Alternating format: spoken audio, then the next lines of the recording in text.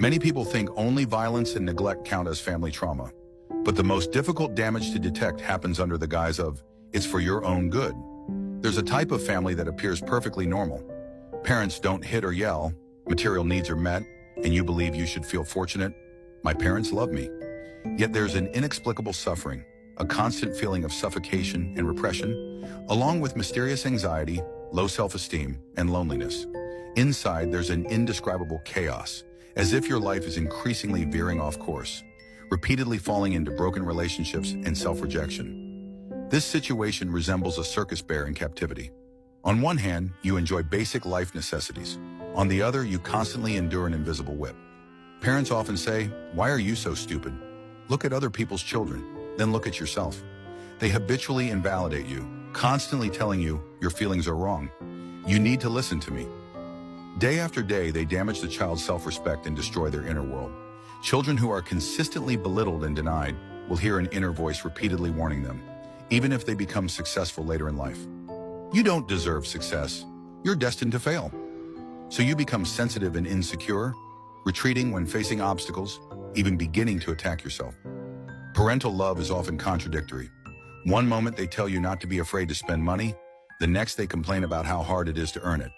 Sometimes they say, "No matter what, we support you." Then shortly after, "Why don't you ever listen?" Though they treat you well, it's mixed with a suffocating feeling. This double bind leaves you constantly struggling between breakdown and barely hanging on. Love mixed with harm, unable to let go, yet unable to escape. That's why there's suffering and insecurity. That's why you break down crying over small things. To outsiders, you seem to have everything, yet you're still accused of being ungrateful. Faced with such criticism, you learn to comfort yourself amid trauma, suppressing your pain while trying to believe that your parents' love is real. Until one day you suddenly awaken and truly begin to feel sorry for the part of yourself that's been ignored all along. Try asking yourself, are you truly happy? If you really are happy, where does your insecurity and anxiety come from? Everyone says you were raised with love. If that's true, why do you still feel so love-starved? When you're bullied, why is your parents' first reaction not to protect you, but to blame you and tell you to find the reason within yourself? Why would they remove your door lock, claiming they love you while never respecting your privacy? Is this real love? Perhaps your parents' love isn't so pure. They seem to love you, but they love the ideal version of you more. The perfect you, the obedient you.